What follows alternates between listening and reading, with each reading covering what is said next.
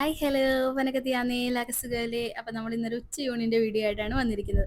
അപ്പോൾ ഉച്ചയൂണിന് എന്തൊക്കെ വിഭവങ്ങളാണെന്ന് ഞാൻ ഒന്ന് പരിചയപ്പെടുത്താം. ഓക്കെ, ആദ്യം തന്നെയുള്ളത് ചെമ്മീനാണ്.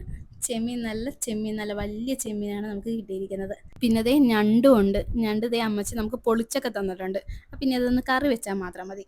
പിന്നെ ഉള്ളത് നല്ല കക്കയാണ്. ദേ കുഞ്ഞു കക്കയാണ്. അപ്പോൾ ഇതൊക്കെയാണ് നമ്മുടെ ഇന്നത്തെ വിഭവങ്ങൾ. അപ്പോൾ നമുക്കിന്ന് എങ്ങനെയാണ് പരിപാടി തുടങ്ങിയാലോ? അതെ, ഞാൻ ആദ്യം തന്നെ ഞണ്ട് റോസ്റ്റ് ചെയ്യുവാണേ. അപ്പം ഞണ്ട് റോസ്റ്റ് ചെയ്യുന്ന വീഡിയോ ഞാൻ ഓൾറെഡി നമ്മുടെ ചാനലിൽ അപ്ലോഡ് ചെയ്തിട്ടുണ്ട്. അപ്പോൾ അത് കാണാത്തവരുണ്ടെങ്കിൽ ഒന്ന് പോയി അതൊന്ന് കണ്ടേക്കണേ.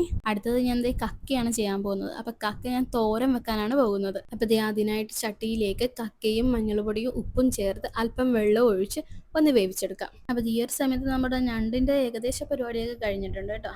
അപ്പോൾ ഈ ഒരു ഗ്യാപ്പിൽ ഞാൻ ദേ കുറച്ച് ചെമ്മീൻ ഉണ്ടായിരുന്നു, അതും കൂടെ ഒന്ന് വേഗം ഒന്ന് പൊളിച്ചെടുക്കുന്നുണ്ടേ. വലിയ ചെമ്മീൻ ആയതുകൊണ്ട് തന്നെ നല്ല വേഗത്തിൽ പൊളിച്ചെടുക്കാനായിട്ട് പറ്റുന്നുണ്ടായിരുന്നു. അങ്ങനെ ഞാൻ ദേ വേഗത്തിൽ എല്ലാ ചെമ്മീനും അങ്ങോട്ട് പൊളിച്ചെടുത്തിട്ട് കറി വേഗം അടുപ്പേലാക്കിയിട്ടുണ്ട്. അപ്പോൾ ചെമ്മീൻ റോസ്റ്റ് ചെയ്യണത് എങ്ങനെയാണെന്നുള്ളത് നമ്മുടെ ചാനലിൽ അപ്ലോഡ് ചെയ്തിട്ടുണ്ടേ, അതും കാണാൻ മറക്കല്ലേ. അപ്പോഴത്തേ കക്ക തോരൻ വെക്കാൻ പോവുകയാണേ.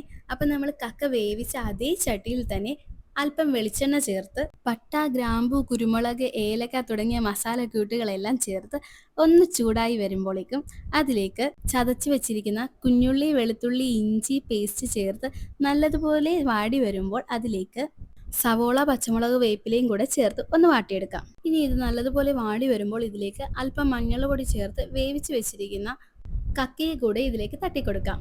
ശേഷം ഇതിലേക്ക് അല്പം കുരുമുളക് പൊടിയൂടെ ചേർത്ത് നല്ലതുപോലെ ഇളക്കി ഈ കക്കയൊന്ന് പൊട്ടുന്നത് വരെ വെയിറ്റ് ചെയ്യാം. അപ്പോൾ ഈ ഒരു ഗ്യാപ്പിൽ ഞാൻ ഇതിലേക്ക് ചേർക്കാനായിട്ട് ഒരു കൂട്ട് റെഡിയാക്കുന്നുണ്ട്.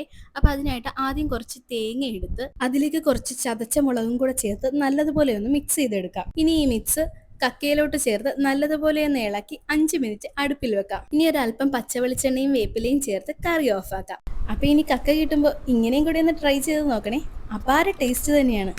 അപ്പോൾ വീഡിയോ ഇഷ്ടപ്പെട്ടെങ്കിൽ ലൈക്ക് ചെയ്യുക, കമൻറ്റ് ചെയ്യുക. ഇതുവരെ സബ്സ്ക്രൈബ് ചെയ്യാത്തവരുണ്ടെങ്കിൽ ഒന്ന് സബ്സ്ക്രൈബ് ചെയ്ത് സപ്പോർട്ട് ചെയ്യണേ. അപ്പോൾ എല്ലാവർക്കും tata bye bye, see U.